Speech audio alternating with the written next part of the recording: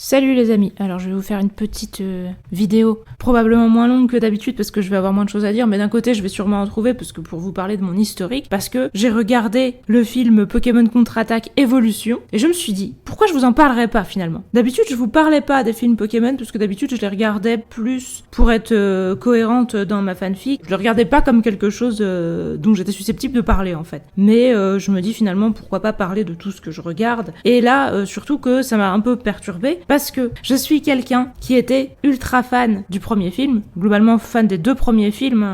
Je les ai vus en même temps, j'étais adolescente, donc c'est la période de notre vie où on est le plus influençable, et du coup les choses qu'on voit vont le plus nous marquer. Pokémon, le premier film, je l'ai vu au cinéma en plein dans la hype de Pokémon, donc forcément j'étais à fond. Mewtwo c'est tout de suite instantanément devenu mon Pokémon préféré. Depuis, je pense que Mentally est un peu passé devant, parce que, je sais pas, trop de gens aiment Mewtwo, j'ai voulu être un peu moins conformiste, et d'un côté c'est peut-être un peu égocentrique de ma part, parce que ça veut dire que je préfère le Pokémon qui me représente. De base, c'était Mewtwo, et Lugia aussi après. Takeshi Shudo, voilà, respect complet. Et d'ailleurs, les seules choses qui sont pas ouf dans ces films, qui sont les fins, c'est des choses que c'est pas Takeshi Shudo qui a décidé, c'est des choses qu'on lui a imposées pour faire un format mainstream. Donc, poète. De base, j'ai un affect de ouf avec le premier film. J'ai vu la vidéo du joueur du grenier où il en parle, en l'ayant pas vu quand il était jeune et tout, et où il est en mode, c'est un peu osef. Je pense que si je l'avais vu à l'âge adulte, j'aurais trouvé ça sympa sans plus, mais évidemment, vu la valeur émotionnelle que ça a, je trouve toujours génial et ça me fait toujours des émotions quand je le revois. Et donc, quand tu veux faire un remake de quelque chose avec lequel t'as un énorme affect, c'est assez évident que ça va pas nous plaire. Mais, en même temps, il y a les choses qui sont scandaleuses et il y a les choses qui sont passables, et je me disais, ça va être passable. Et globalement, ça l'est. Mais il y a quand même pas mal de points qui me dérangent et j'ai quand même envie d'en parler, de dire quoi. D'abord, moi, les films, je les ai tous suivis jusqu'à l'époque de Arceus et compagnie, parce que là, j'ai commencé à trouver que les films étaient vraiment nuls. Je sais que plein de gens les ont bien aimés, on dit que c'était dans leurs préférés, tous les films avec Dialga, Palkia, Giratina, tout ça. Moi, je les ai vraiment trouvés à chier, ces films-là. J'imagine que c'est visuellement qu'ils étaient intéressants, mais en tout cas, sur le plan de l'histoire et tout, c'est des films qui parlent pas beaucoup et qui ont des scénarios vraiment pas très crédibles, qui sont souvent très contradictoires ou très stupides. Je sais pas si des gens m'ont déjà entendu en parler, mais à l'époque, limite, j'aurais voulu faire une critique juste parce que j'avais envie de me foutre de la gueule de ce film, le film sur Giratina, avec le mec qui dit qu'il veut conquérir le monde distorsion, conquérir un monde vide, lol, ça a beaucoup de sens, et le mec à un moment qui fait on sait pas quoi, il y a une barre de progression, c'est pour faire un effet d'urgence quoi, il y a une barre de progression, on sait pas ce qu'il fait, et moi je disais ça se trouve le mec il défragmente son disque dur et on nous fait genre oh mon dieu il faut qu'on arrive avant qu'il soit à plus de 70%, je sais pas quoi, c'était terrible, et du coup j'ai un peu déconnecté, et après je les ai regardés plutôt de façon sporadique. J'ai regardé le film sur Zoroark parce que j'avais mis Zoroark dans ma fic et que je voulais être au fait de ce qu'il y avait dessus dans l'animé pour en tenir compte. J'ai bien aimé d'ailleurs, et du coup ça m'a un peu réconcilié. J'ai regardé le film sur Victini, pareil, parce qu'il y a un peu de Victini dans ma fanfic, et j'ai bien aimé aussi, pas dingue non plus, mais ça va. Après j'ai regardé le film sur les mousquetaires, parce qu'il y a les mousquetaires dans la fanfic, là par contre je me suis quand même relativement fait chier. J'ai trouvé ça un peu cucu. Alors vous allez me dire, les films Pokémon ça a toujours été un peu cucu. Oui mais là un petit peu trop. J'ai regardé Pokémon Je te choisis, et je sais que beaucoup de gens ont été choqués négativement. Moi j'ai pas été choquée négativement, mais j'ai trouvé que c'était un des films les plus osef que j'avais vu. Je vois pas l'intérêt que ce film existe. Je trouve pas qu'il soit scandaleusement atroce, mais en fait je comprends que les gens qui soient fans de Sacha et de son histoire et tout, le pensent, parce que du coup ça modifie son histoire d'une manière qui n'a ni cohérence ni intérêt. Et donc en dernier je crois que j'ai vu le Cocon de l'Annihilation, dont je me souviens quasiment pas, tellement j'ai trouvé ça osef. C'était un peu du même style que celui avec les mousquetaires, très très cucu. Il y a du cucu Mimi que j'aime bien, notamment j'ai un très bon souvenir à l'époque où je suivais encore tous les films, du film sur Manafi, que j'ai trouvé très mignon et tout. Un peu la même chose avec celui sur Jirachi, vous allez me dire c'est les mêmes genres, oui, mais je les aime bien ces films-là. Et donc j'ai pas regardé Le pouvoir est en nous ou avec nous, je sais plus, le remake du film sur Lugia. Je me suis dit, ça va m'énerver, parce que ce film, j'ai vraiment un rapport émotionnel très très fort avec, et je me suis dit ça va me saouler. Autant j'étais peut-être plus capable d'avoir du recul sur Mewtwo Contre-Attaque, parce que je l'ai beaucoup revu en étant adulte, alors que Le pouvoir est en toi, je l'ai pas revu. Je crois que j'ai vu 2 fois. Je l'ai vu au cinéma du coup, et j'ai dû le voir à l'époque où on a commencé à pouvoir télécharger sur internet, et j'ai dû le regarder une fois à ce moment-là, mais j'en suis même pas complètement sûre, je pense en tout cas. Mais du coup oui, je l'ai vu quand j'étais jeune, et j'ai vraiment un rapport affectif très fort avec, et du coup j'ai pas envie de voir un... Alors peut-être je le regarderai un jour, et si je le regarde, si vous voulez, je vous dirai à quel point je suis salée, mais pour l'instant c'était pas prévu. Et en fait j'ai regardé Mewtwo Contre-Attaque Evolution parce que là j'étais en train de faire une vidéo, un enregistrement, enfin un audio humoristique musique pour ma chaîne Flamme Pokémon pour le 1er avril. J'avais envie de mettre la voix de Mewtwo et je me suis dit est-ce que je prends le premier film ou est-ce que je prends le remake du premier film. Et je me suis dit bah vas-y, prends le remake, comme ça tu verras, justement tu découvriras un truc nouveau et ce sera rigolo. En fait Mewtwo contre-attaque je l'ai énormément vu parce que je l'ai eu en vidéo quand j'étais ado, donc je l'ai poncé à l'époque où j'étais fan hardcore, je connaissais les répliques par cœur et tout, et ensuite quand j'étais adulte je l'ai quand même revu plusieurs fois, je l'ai revu notamment avec des amis qui en avaient rien à foutre et qui ont trouvé ça quelconque et tout, donc je suis un peu plus immunisée et c'est pour ça que je me suis dit allons-y. Et d'emblée le film, donc celui-là, hein, Mewtwo contre-attaque Evolution, m'a fait une impression positive parce qu'ils avaient gardé le même doubleur que Mewtwo du premier film, donc j'étais très contente. Par contre évidemment ils ont changé les musiques, faut quand même avouer que les musiques de cette nouvelle version sont pas mauvaises, il y en a même des biens, mais quand on a un rapport affectif très fort avec un film et que du coup les musiques nous font des émotions fortes à chaque fois qu'on les entend, bah quand elles sont pas là, ça perd déjà toute une partie de son emphase. J'ai vu plein de gens dire ça sur l'OST du premier film, dire on est venu ici suite à avoir vu Pokémon Evolution, Mewtwo contre-attaque Evolution, et on est venu là en mode nostalgique parce qu'on a moins aimé les musiques. Je pense que c'est normal, mais on n'est pas objectif vu qu'on est nostalgique. Quelqu'un qui découvrirait les deux pourrait nous dire ce qu'il en est. Est-ce qu'il y en a vraiment une qui est mieux ou qui est moins bien? En tout cas, je pense pas que la musique du nouveau était mauvaise, c'est juste que, voilà.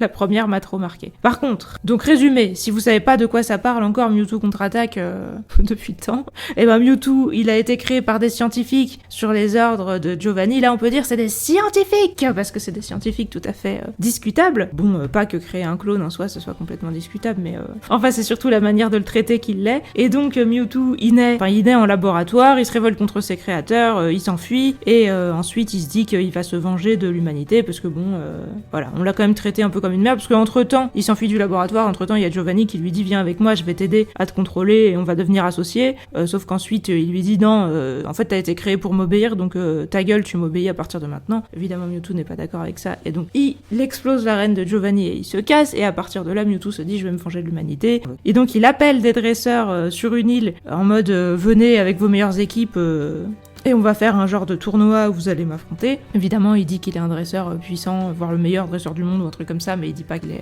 Mewtwo. Et ensuite, quand les gens vont venir, il va vouloir cloner leur Pokémon et du coup se faire une armée de clones et potentiellement détruire le reste du monde et le repeupler avec ses clones, mais ça, c'est pas hyper clair. En tout cas, il veut faire des clones et prouver que ses clones sont meilleurs que les originaux. Ça, c'est sûr. Donc voilà, ça c'est l'histoire globale du premier film. C'est l'histoire de Mewtwo et ensuite on va recoller avec donc Sacha évidemment, puisque à cette époque Sacha était dans tout. Donc Sacha reçoit l'invitation de Mewtwo et il se dit trop bien, un dresseur, le meilleur dresseur du monde sur une île qui va faire un tournoi et tout, je veux y aller. Et donc il va y aller et d'autres dresseurs vont y aller et la question c'est de voir la confrontation entre Sacha et Mewtwo, sachant que Mewtwo est méchant mais en même temps c'est pas trop de sa faute parce que bon il est pas né dans des circonstances très claires et puis il est comme ça parce qu'il souffre et voilà. Est-ce qu'on peut raisonner avec lui ou est-ce qu'il va tout démolir juste parce qu'il est malheureux? C'est à peu près ça le truc. Le concept c'est de parler de ce que ressent un Pokémon clone, mais du coup un clone qui serait super puissant et qui pourrait faire subir son mal-être au monde entier, se venger un peu de sa création, parce que personne ne lui a demandé son avis et personne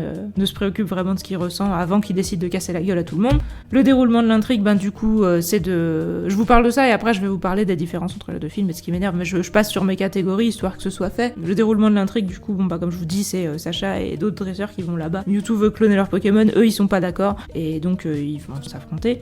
J'y reviendrai à la fin. Les personnages, donc Mewtwo, un personnage torturé qui est méchant parce que il a l'impression que le monde est complètement pourri et que personne le prend en compte et qu'il a pas sa place parce qu'il est qu'une copie et tout et donc il a besoin de prouver quelque chose et il a un mal-être par rapport à ça. Je pense beaucoup de gens qui l'ont vu en étant ado ont pu s'y retrouver ou trouver ça stylé et du coup c'est aussi pour ça je pense que ça a bien marché. Quand on se sent pas très bien, pas très à l'aise et tout et qu'on a l'impression de se dire pourquoi j'existe, la vie c'est un peu de la merde et tout, je pense qu'on peut facilement se retrouver dans Mewtwo et du coup que ce film a dû toucher les ados particulièrement qui l'ont vu, surtout comme ils sont déjà fans de Pokémon et qu'en plus c'est un Pokémon puissant et tout, donc on peut facilement s'identifier.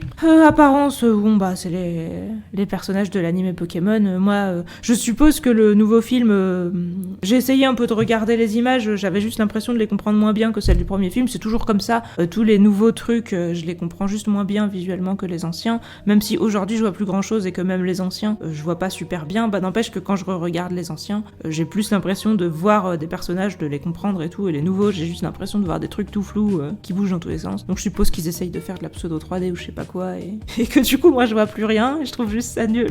Personnalité, bah c'est juste la personnalité de Mewtwo, parce que bon, les autres personnages ils sont comme ils sont. Alors après, Sacha il a quand même un intérêt parce que c'est dans les moments entre guillemets graves où justement il y a des personnages qui font des choses extrêmes et tout, que le caractère de Sacha qui veut protéger ses Pokémon, qui est prêt un peu à aller jusqu'au bout pour ses convictions, c'est là qu'il devient intéressant. Le personnage de Sacha, moi je pense qu'il peut vraiment être cool, justement si il est prêt à risquer sa vie, qu'il peut vraiment mourir justement en essayant de protéger les Pokémon ou juste d'arrêter un combat ou des choses comme ça. C'est là qu'on se dit ah oui, j'ai plus de respect pour le personnage de Sacha dans ce film ou dans le film 2 ou globalement dans les films en fait, que dans l'animé où on a l'impression que l'univers entier est super complaisant avec lui en fait. Ça le rend antipathique, alors qu'en soi Sacha il est pas spécialement antipathique. Après il devient quelconque à la longue parce qu'en fait il se comporte toujours pareil et qu'il évolue jamais. En fait le problème de toute façon de Sacha qui le rend nul, à mon avis, c'est qu'il évolue jamais. Plein de gens ont trouvé que l'animé X et Y était mieux,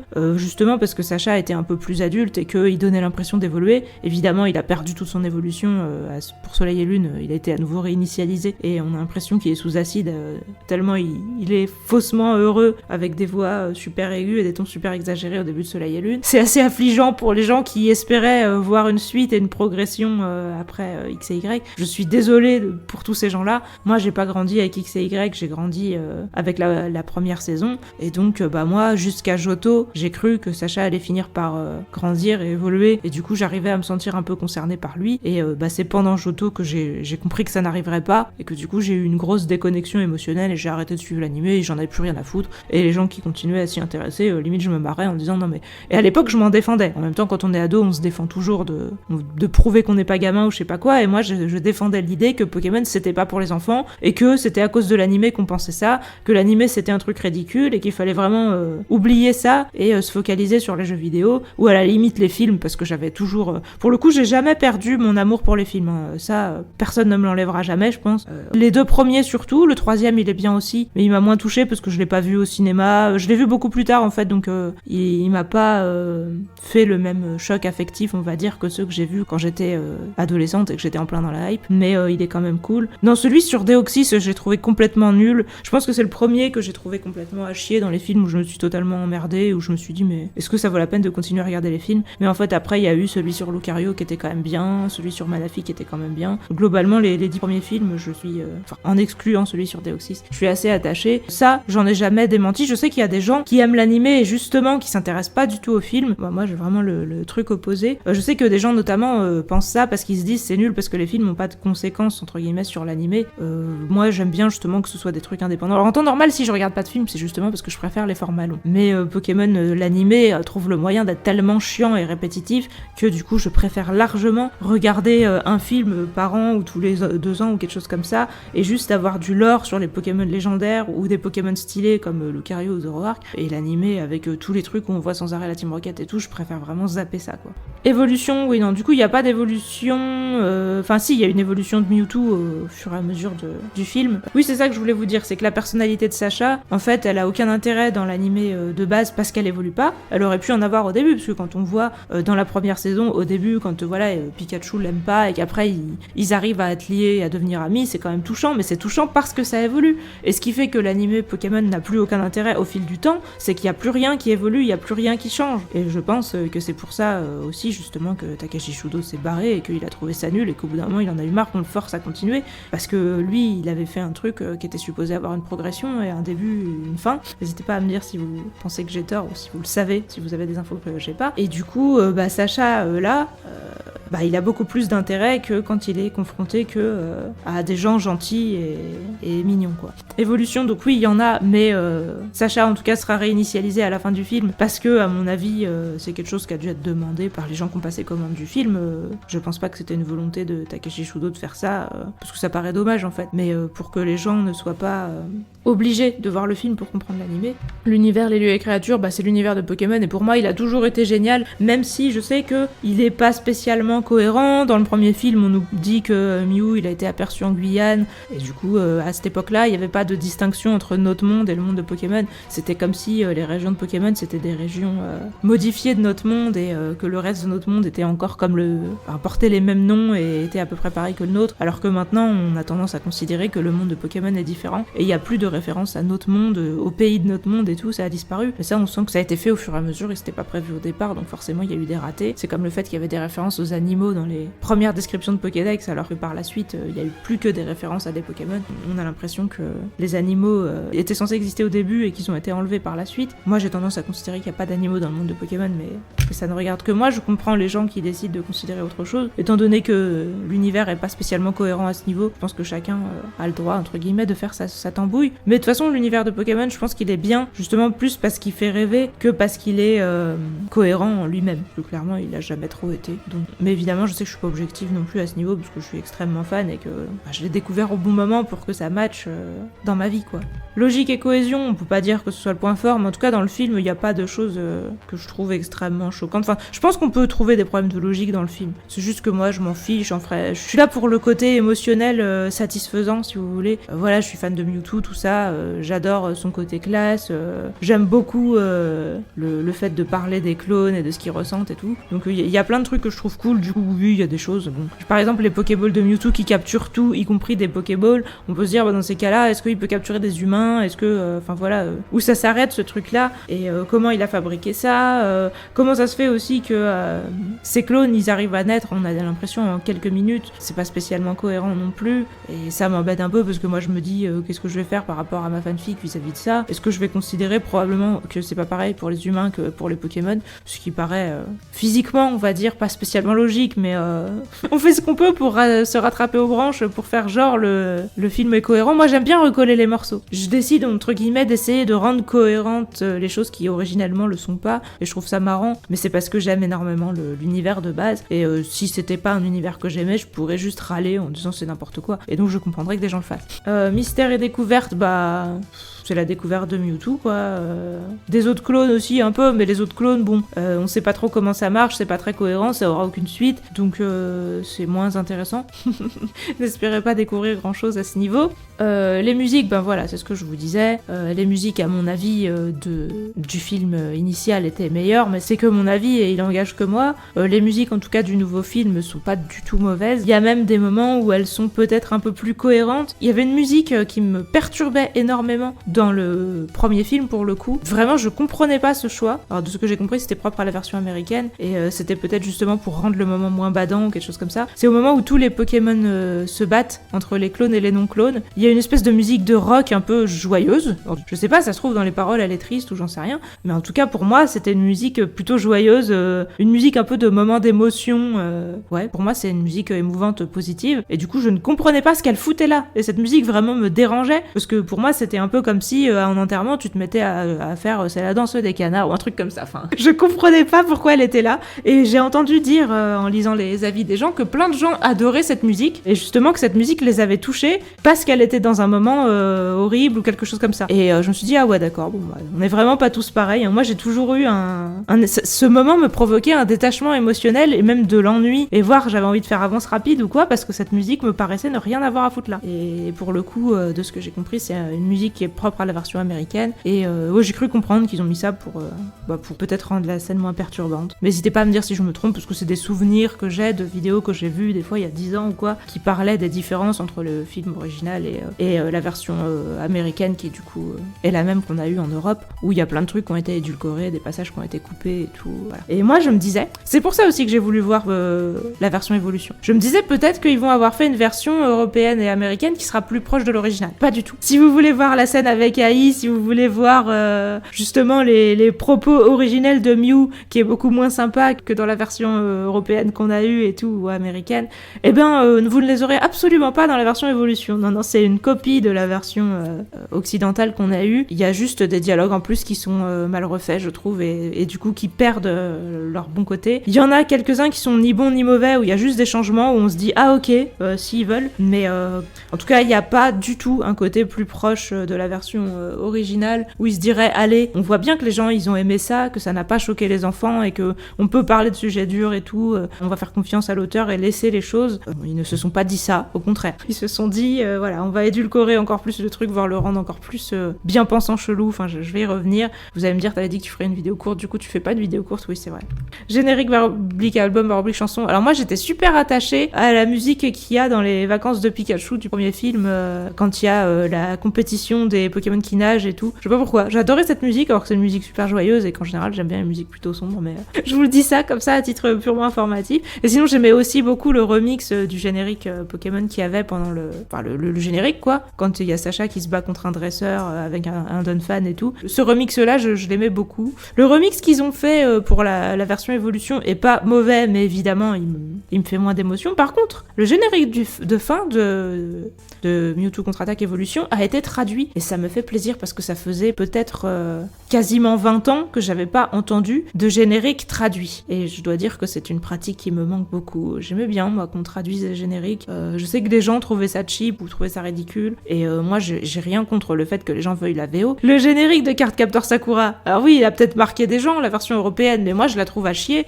À l'époque c'était ce générique qui faisait que j'avais honte de regarder Cardcaptor Sakura et en fait le générique de la version japonaise est juste beaucoup mieux. Mais par contre il y a plein de génériques de version européenne quand c'est juste vous gardez le même générique mais vous traduisez les paroles et vous mettez un chanteur français qui les chante. Moi je trouve ça trop bien. Je vous l'ai déjà dit pour Scrap Princess et voilà je le redis, du coup moi c'est vraiment un truc qui me hype quand on peut chanter les génériques en français et donc je suis très contente qu'il l'ait fait pour l'ending de ce film qui du coup est vraiment sympa. Donc Cause par Oblique Fond, par Oblique Ambiance, elles sont cool mais voilà, malheureusement pour moi elles souffrent pas trop la comparaison. Doublage alors, c'est les mêmes doubleurs pour la majorité des gens et j'en suis très heureuse. De ce que j'ai compris, c'était pas le cas en version américaine. Donc des gens ont été malheureux de pas avoir le même doubleur pour Mewtwo, je comprends, je pense que j'aurais moins aimé si ça avait pas été le même doubleur pour Mewtwo et Sacha Ondine et tout ça sont toujours les mêmes et ça fait toujours plaisir. La Team Rocket aussi, il y a des gens qui ont changé de voix mais c'est des personnages on va dire moins importants. Mew a changé de voix, ce qui est dommage. Miaous évidemment, hein. On regrettera éternellement Nessim Guetta. N'hésitez pas à vous aussi mettre des commentaires si pour vous Nessim Guetta, Miaous Forever. Hein. Je sais même pas qui est le mec d'après mais j'ai même pas envie de le savoir parce que c'est pas que je l'aime pas, c'est pas qu'il est nul, c'est juste que bah le premier était trop bien en fait donc aucun après ne pourra souffrir la comparaison, c'est mort. Sans Miaous c'était pas aussi bien. Note globale, alors franchement je me suis pas trop posé la question mais je pense que vu mon émotion, vu ce que je ressens, vu où j'en suis et tout, je serais sur un 4. Je pense pas être trop sévère en disant ça. Voilà, je vous dis, c'est pas que le film est à chier, c'est juste que bah il est vachement quelconque. Et du coup, je vais vous parler, même avant le spoil, de ce qui m'a dérangé, parce que ça rentrait pas dans mes catégories. Mais si vous voulez, moi, ce qui faisait que j'adorais ce film, et les scènes que je me suis le plus repassées en boucle, que j'avais même enregistrées sur mon dictaphone pour pouvoir les écouter quand j'étais à l'école et tout, c'est le début, évidemment. Parce que vous savez que moi, j'aime bien les méchants et tout, et bon, si c'est pour qu'ils soient battus à la fin et qu'ils redeviennent gentils, pour moi, ça n'a aucun intérêt. Donc, moi, ce que je voulais, c'était le début. Je voulais voir Mewtwo exploser les scientifiques, exploser la reine de Giovanni et tout ça. C'est ça qui me plaisait, la suite aux ailes. Je me repassais en boucle ça, et j'étais vraiment fan de ça, et je connaissais les répliques par cœur et tout. Si j'adorais ça, c'était pour plusieurs raisons, qui malheureusement sont relativement gâchées dans la nouvelle version du film, parce que Mewtwo dit des choses extrêmement bizarres. Déjà, il arrête pas de dire « Où suis-je ?» Alors il dit aussi « Où suis-je » dans la version précédente, mais il le dit une fois, et il dit « Où suis-je ?» Tout ce qui était avant n'était donc qu'un rêve. Il dit « Où suis-je ?» parce que juste avant, il voyait des choses que Mew avait vécues dans sa tête, il voyait voler au-dessus de la mer, plonger sous l'eau, tout ça, et du coup il se dit « Est-ce que c'est quelque chose que j'ai réellement vécu ou non ?» Et donc quand il dit « Où suis-je ?» c'est parce qu'il est dans la cuve. Mais par la suite, dans la nouvelle version du film, y compris quand il est sorti de l'arène de Giovanni et qu'il se repose des questions existentielles et tout, il répète « Qui suis-je ? Où suis-je ?» Comme si « Où suis-je ?» c'était une question existentielle à la même hauteur que « Qui suis-je ?» Mais non, en fait, cette question, elle avait du sens que quand il était dans la cuve, après ça n'en a plus aucun. Donc pourquoi il répète ça sans arrêt ? Enfin, ça donne l'impression qu'il se pose des questions existentielles clichés, sans aucune cohérence, alors que, pour moi, celles du premier film, elles en avaient. Qui suis-je ? Quelle est ma raison d'être ?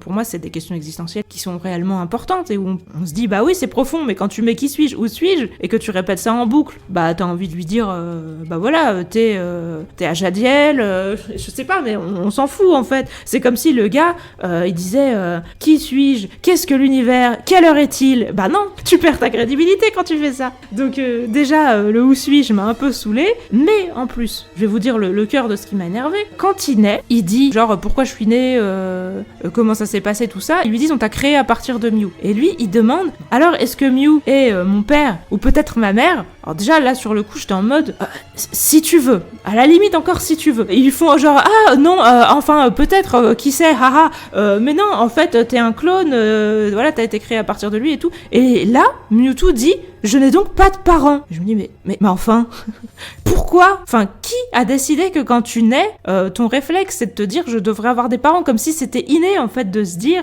je dois avoir des parents. Mais non, il y a aucune raison que ça le soit. Je trouve ça hyper arbitraire et du coup ça devient un peu moralisateur et c'est encore pire après parce que il va insister là-dessus en fait. Les scientifiques sont en mode oui genre c'est nous qui t'avons créé et voilà, et lui il dit si j'ai pas de parents, comment j'ai été créé? Est-ce que j'ai été généré directement par la nature? Et je me dis mais putain mais cette question n'a aucun sens. La nature elle génère pas des trucs de manière spontanée et personne ne pense à sa naissance qu'il a dû être généré de manière spontanée par la nature. Qu'est-ce que c'est que ce bordel en fait? C'est vraiment des idées un gloubi-bulga de pensées confuses d'une personne qui a des préjugés de fou justement sur la nature, comment dire, enfin, limite ça fait un peu des mentalités justement de chrétiens américains qui vont dire il faut que les choses soient créées par Dieu ou par la nature, mais la nature en tant que justement que divinité, quelque chose qui a une volonté et qui décide les choses, et genre la nature c'est sacré ou je sais pas quoi. Enfin ouais, ça faisait hyper religieux en fait de balancer des phrases comme ça. Est-ce que j'ai été créé par la nature?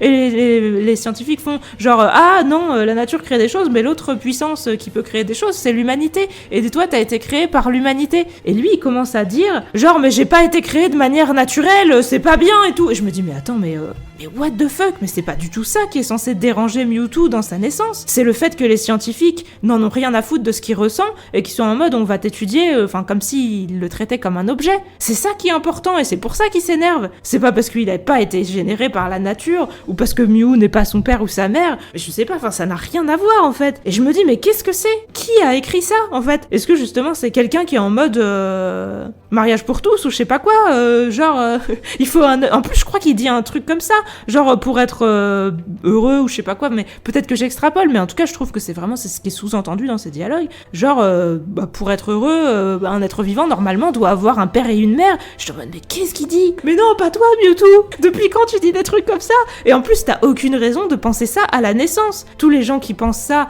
alors eux ils ont peut-être envie de croire que c'est inné chez eux de penser ça, mais je suis complètement convaincue que non, c'est complètement acquis, et c'est leurs angoisses qui les font penser ça. C'est justement leur mentalité de religieux qui ont besoin de se convaincre que le monde a un sens et tout, mais quand tu nais, t'as pas de préjugés, et donc t'as aucune raison de partir de ce principe-là. Et vraiment, mais quand je réécoute, ou de toute façon je m'en souviens relativement, des dialogues du premier film, mais Mewtwo, il ne part d'aucun principe, il a pas de préjugés, il se réveille, et la seule chose qu'il a en tête, c'est les visions un peu floues, un peu confuses de ce qu'a vécu Mew avant, et donc effectivement, il se dit, mais c'est bizarre, pourquoi j'ai des souvenirs alors que je suis en train de naître, qu'est-ce qui se passe, de quelle manière je dois considérer ce que j'ai l'impression d'avoir vécu avant, justement, est-ce que c'était un rêve, est-ce que c'était moi? Et quand on lui dit, t'es un clone, dans le premier film, il dit, je ne suis donc qu'une copie. C'est ça qui le dérange, c'est de se dire qu'il mérite pas d'exister parce que l'original existe déjà, et donc en gros il apporte rien de plus. C'est pas parce qu'il est pas né d'un père et d'une mère,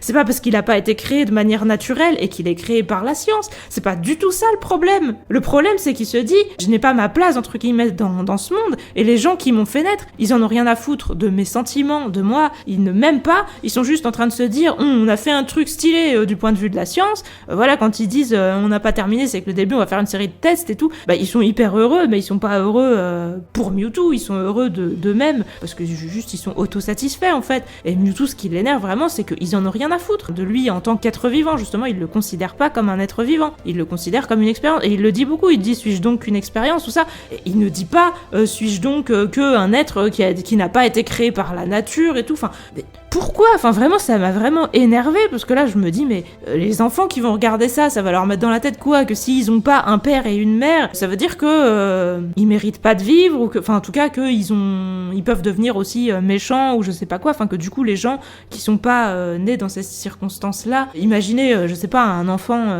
qui est né d'une PMA ou je sais pas quoi, du coup il est supposé quoi ne pas avoir le même statut entre guillemets que les autres êtres vivants. Alors vous allez me dire ben non mais la conclusion finale de ce film c'est justement que c'est pas les circonstances de la naissance qui déterminent qui on est mais ce qu'on fait du don de la vie. Bon voilà, vous voyez bien que je connais les répliques par cœur, mais ça pour le coup ils le disent aussi à la fin de cette version là. Alors vous allez me dire bah tu spoil la fin. Oui désolé, je pense pas que je vais faire du coup de catégorie spoil parce qu'on s'en fout un peu de la suite. C'est vraiment moi je suis venue pour passer mon coup de gueule contre ça, pour dire mais qui a écrit ça? Et c'est fou quand même qu'on ait perdu justement le sens de ce qui rendait le premier film bien à mon avis, qui était de se demander justement ce que ressent un clone. Et pour moi ce que ressent un clone c'est pas de se dire mais merde je suis pas né d'un père et d'une mère, c'est pas du tout ça, c'est de se dire justement que vaut mon existence sachant que je suis qu'une copie. Ça c'est beaucoup plus intéressant comme question, et de se dire justement après pour moi ça semble logique que à partir du moment où justement tu commences à exister par toi-même, tu commences à diverger et du coup tu deviens une personne différente et donc tu mérites aussi entre guillemets d'exister. Mais de base Mewtwo il a l'impression de pas mériter d'exister parce que il est supposé être qu'une copie, et aussi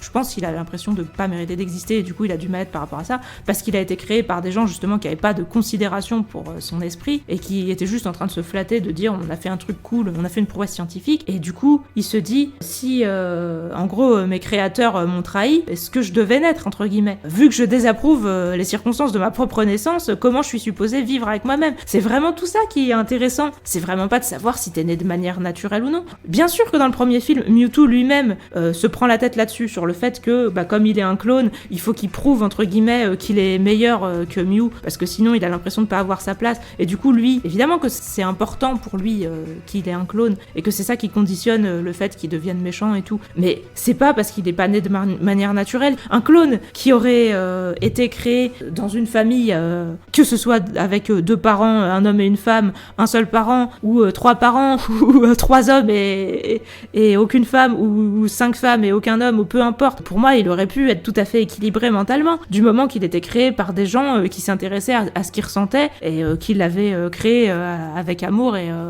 en ayant quelque chose à foutre de lui. Là les circonstances de sa naissance, c'est ça qui est un problème, c'est d'avoir été créé comme une expérience par des gens qui sont juste là pour voir qu'est-ce que ça fait et qui ont pas d'affect par rapport à ses émotions à lui quoi. Et peut-être qu'en plus ils auraient pu en avoir par la suite, peut-être que là c'est parce qu'ils étaient juste dans le bonheur entre guillemets d'avoir réussi leur truc et que ils avaient pas réalisé en fait qu'ils étaient en train de créer un être vivant, même si on se rend bien compte aussi vu comment après Giovanni lui parle que globalement les humains ont pas beaucoup de considération pour les Pokémon, et je pense que c'était ça aussi le message du premier film, c'était si Sacha donc encore une fois voilà je spoil un petit peu je l'ai dit tout à l'heure, ne partez, on est rentré dans le spoil, si Sacha permet à Mewtwo de se remettre en question, c'est parce que justement il aime les Pokémon et qu'il les traite comme des amis. Au début quand Pikachu dit à Mewtwo mais Sacha c'est mon ami, c'est pas juste mon maître, et il lui dit t'es encore plus stupide que les autres, s'il lui dit ça c'est parce qu'il pense que Pikachu s'est fait avoir, c'est parce que c'est ce que Giovanni a essayé de lui faire croire au début, et qu'il se dit voilà encore un qui se fait entuber, mais finalement il se rend compte quand Sacha se sacrifie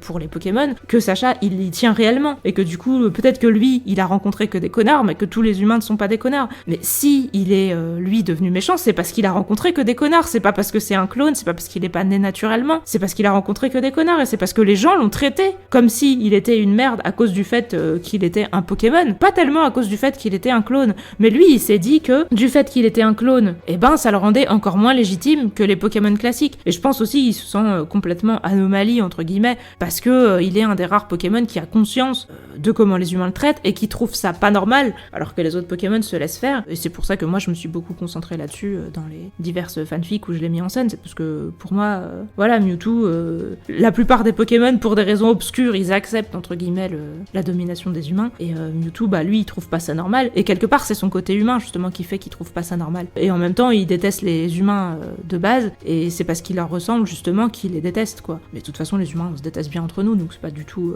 incohérent, et pour moi c'est ce genre de paradoxe qui rendent le personnage de Mewtwo intéressant et qui rendent le premier film cool, même si la fin est peut-être un peu naïf cucu, il y a quand même un message entre guillemets, le film il fait quand même passer des émotions assez fortes et tout, comme je vous dis c'est pas juste un méchant qui est méchant parce qu'il est méchant méchant, c'est vraiment un personnage qui est comme ça parce qu'il souffre. Il va apprendre, entre guillemets, ce qui lui manquait, il va comprendre que c'est l'amour, entre guillemets, qui lui manquait, et du coup se mettre à rechercher ça quand il va voir que Sacha est capable d'aimer réellement les Pokémon, et que du coup il se dit que ça pourrait s'appliquer à lui. Je pense en tout cas que c'est ça qui fait qu'il arrête le combat et tout. De toute façon, pour moi, s'il a voulu créer des clones et tout, c'est parce qu'au départ il avait l'impression d'être seul au monde, entre guillemets, de sa sorte. Il s'est dit tout le monde va me mépriser, les Pokémon ils vont être en mode ouais mais toi de toute façon t'es un clone donc t'es encore inférieur à nous qui sommes déjà inférieurs aux humains. Lui il avait envie d'être inférieur à personne, donc il s'est dit de toute façon les Pokémon sont des merdes, les humains sont des connards, moi je vais créer mes clones et puis comme ça j'aurai des amis, j'aurai ma famille entre guillemets parmi mes clones, et tous les autres je vais les buter, histoire qu'ils nous fassent pas chier quoi. Il va réaliser qu'il y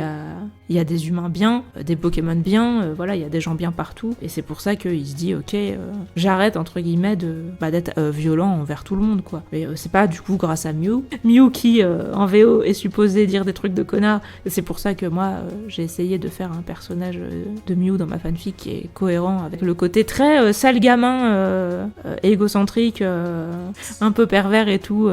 Enfin, pour moi c'est comme ça un peu que je vois Mew.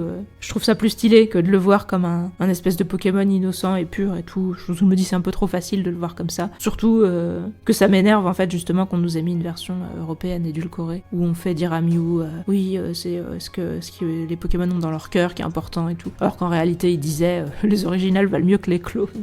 T'es qu'une copie, tu mérites pas d'exister, des trucs comme ça quoi. Je te défonce. Du coup je trouve ça important de rétablir entre guillemets la vérité. Puis je trouve Mew beaucoup plus stylé quand on le prend lui aussi comme un personnage ambigu, qui est pas spécialement purement méchant non plus. Pour moi Mew c'est pas c'est pas quelque chose non plus de purement maléfique ou quoi, c'est juste que pour moi Mew c'est plutôt quelqu'un d'extrêmement amoral, je vous dis un peu comme les enfants quoi. C'est genre un enfant très âgé qui a jamais grandi et qui a gardé sa mentalité d'enfant tout en ayant des connaissances de fou, mais qui a toujours un côté très superficiel. Après ça c'est comme je le perçois, vous me direz si vous êtes pas d'accord, mais en essayant de faire un peu un compromis, voire une remise en perspective avec la VO, c'est ce que je me dis quoi. Je me suis demandé ce qu'ils allaient faire avec le dialogue du Meowth, qui pour le coup lui dit non on est tous pareils et tout ça, et c'est assez sympa que ce soit Meowth qui dise ça, vu que c'est le Pokémon qui est celui des méchants et tout, et qui finalement c'est son clone qui est le plus gentil, qui prouve bien d'ailleurs que les clones divergent des originaux. Après il est possible aussi que Meowth avait pas spécialement envie de se battre avec son clone, voire que Meowth est pas quelqu'un qui a globalement envie de se battre. On voit bien qu'il est nul et qu'il se bat quasiment jamais. Est-ce que son clone a dit ça par sagesse ou par manipulation? Je vous laisse juger. Je pense en tout cas que le but c'était aussi de montrer justement qu'ils étaient différents. Moi je me dis quand même que les clones,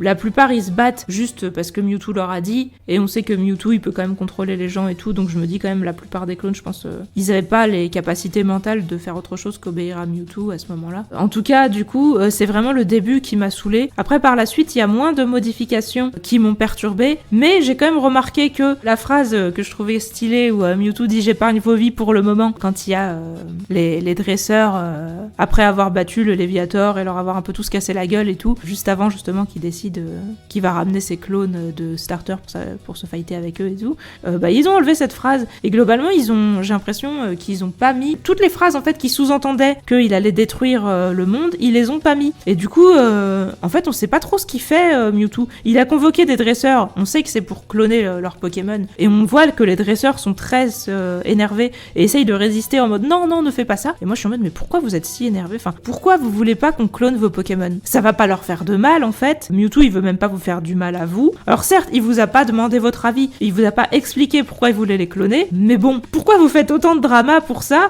Je veux dire, quand tu vois Sacha qui essaye à tout prix de protéger Pikachu et tout, mais pourquoi? Je veux dire, il va juste le cloner et c'est tout. Il a pas dit qu'il allait le tuer après. Dans le premier film, ça me paraissait beaucoup plus justifié justement parce que Mewtwo avait fait des menaces voilées avec ses trucs de dire j'épargne vos vies pour le moment, ce qui sous-entendait que ce serait pas le cas plus tard. Il avait quand même dit, il me semble, qu'il allait déchaîner une tempête sur le reste du monde et tout ça, donc on comprenait qu'il allait détruire le monde quoi. Mais là, ça a été dit nulle part. Alors, édulcorer les choses, déjà j'aime pas trop, mais en plus si ça fait perdre du sens entre guillemets au film, et c'est souvent le cas malheureusement, bah du coup c'est un peu chelou quoi. Là on a l'impression que voilà, Mewtwo, il a convoqué des dresseurs, oui, juste pour cloner leurs Pokémon. Il a jamais dit qu'il allait les tuer, il a jamais dit qu'il allait détruire le reste du monde et tout, donc qu'est-ce que ça peut vous faire? On sait qu'il a mis leur vie en danger quand il les a fait venir malgré la tempête, parce qu'eux ils font ah bon, genre c'était une sorte d'épreuve, mais c'était un peu inconscient ou quoi, et ok, on mentionne comme ça qu'il les a fait risquer leur vie pour venir sur l'île, mais c'est à peu près tout, et c'est un peu chelou vraiment. J'avais bien aimé au début du film, pour en revenir aux répliques du début, il commence une phrase par puisque vous m'avez infligé la vie, et j'étais en mode ah stylé, mais en fait après il conclut par je contre-attaque, et j'étais en mode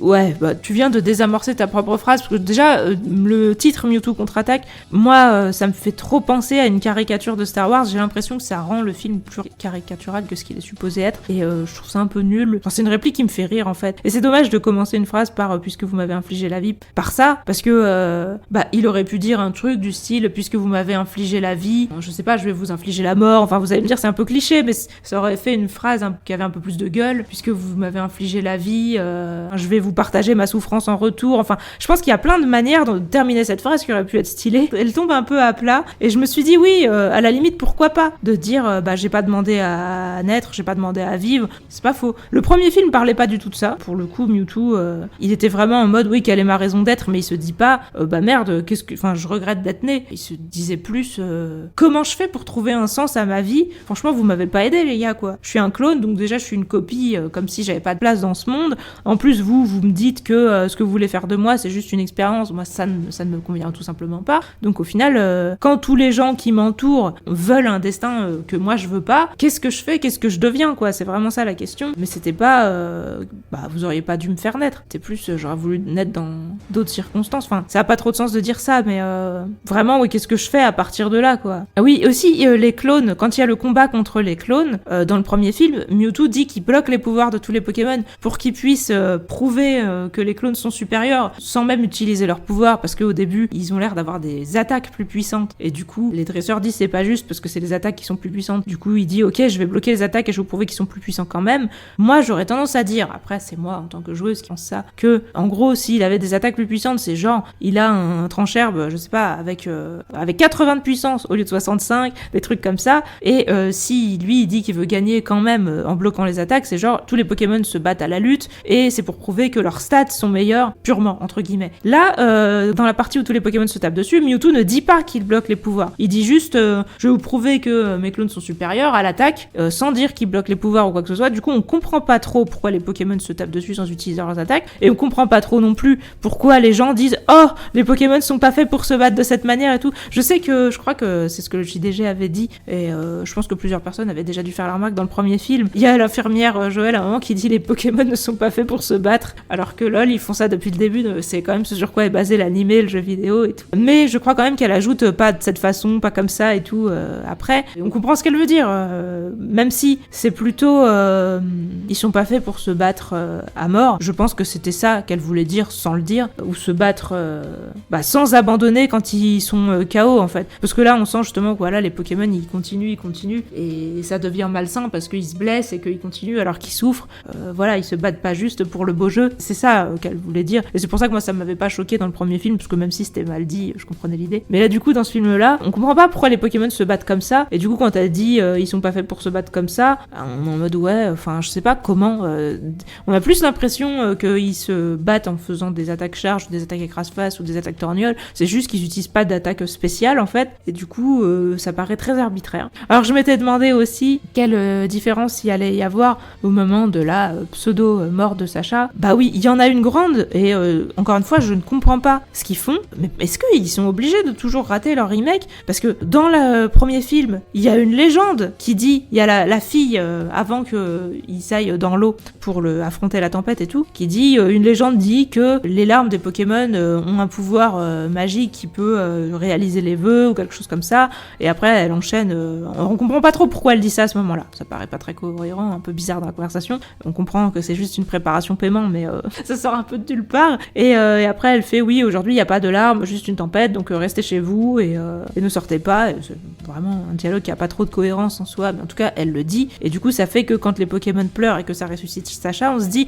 ah oui c'était la fameuse légende, mais là du coup il n'y a pas la fameuse légende dans Pokémon Evolution, donc si t'as pas vu le premier film et que tu la connais pas, bah tu te dis Sacha il ressuscite de quelle manière? Par l'opération du Saint-Esprit. Franchement, je me dis mais ils sont débiles ou ils le font exprès? Ils sont pas capables de faire abstraction du fait que eux ils connaissent le premier film ou en fait ils en ont vraiment rien à foutre de la cohérence. Enfin, comment ça se passe? Parce que je suis d'accord que déjà cette histoire elle était en elle-même pas très cohérente et un peu énervante et que globalement elle existe que parce que les scénaristes ont décidé que c'était pas possible que Sacha meure dans le film. Ça aurait quand même eu beaucoup plus d'impact si Sacha était mort et que Mewtwo avait réalisé qu'il avait tort et tout parce que Sacha était mort et voir Mewtwo aurait pu faire un clone de Sacha parce que Sacha était mort et qu'il regrettait de l'avoir tué. Ça aurait pu être une fin sympa, mais bon bref. Je comprends qu'ils aient pas voulu tuer Sacha dans un film pour enfants et tout.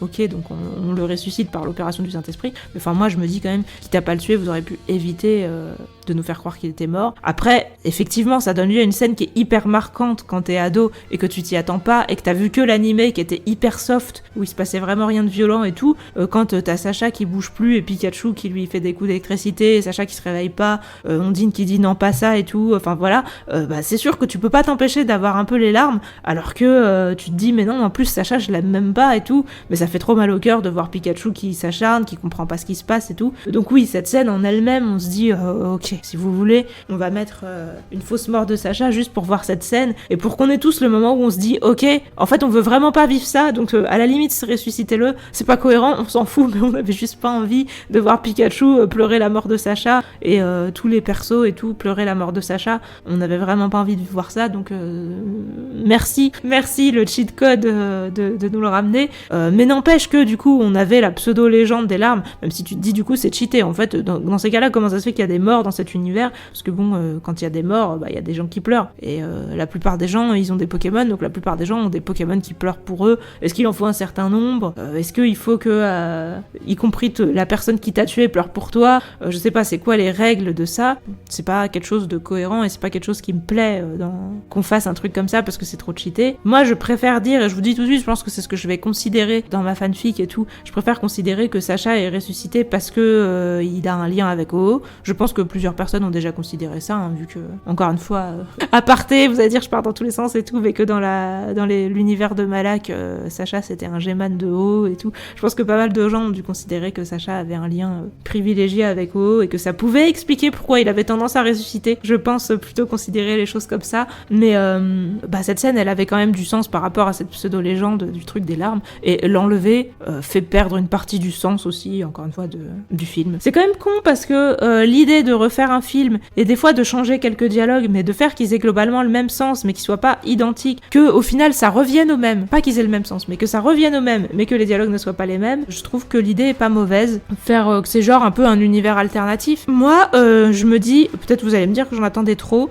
mais que peut-être ça aurait valu la peine, quitte à refaire un remake du premier film, le faire avec je sais pas, les méga évolutions, quelque chose comme ça, où du coup Mewtwo aurait manipulé un humain pour qu'il le fasse méga évoluer, et que comme ça aurait permis d'introduire ces formes méga évoluées, voilà, et on aurait dit que c'est l'univers alternatif justement où les méga évolutions existent, et que c'était pour ça aussi que l'histoire était un peu différente, c'est parce que c'était dans le monde parallèle et tout, enfin voilà, je pense qu'il y avait des trucs stylés entre guillemets à faire, et en fait je sais pas pourquoi, mais ils les font pas, on a l'impression qu'ils se foulent tellement pas avec ça, et c'est tellement dommage. On est dans un remake où il y a quasiment tout qui est pareil, mais il y a des Pokémon qui utilisent, j'allais dire, Écosphère, voilà, des attaques qui existaient pas en 1G. Est-ce que ça valait vraiment la peine de faire un remake pour ça? Soit vous laissez tout pareil et du coup vous les faites utiliser les mêmes attaques, ou soit vous faites un remake avec les règles d'aujourd'hui et du coup vous les exploitez, vous en profitez et vous modifiez le film en conséquence en fait du fait de considérer toutes les choses qui existent aujourd'hui. Je vois pas trop l'intérêt de faire les choses comme ça en mode on change quasiment rien mais on vous met quelques petits détails comme ça. On sait même pas si c'est des erreurs, des oublis ou s'ils ont décidé de mettre des refs aux générations suivantes. Je comprends pas ce délire et du coup je trouve que ce film n'apporte rien alors qu'il aurait pu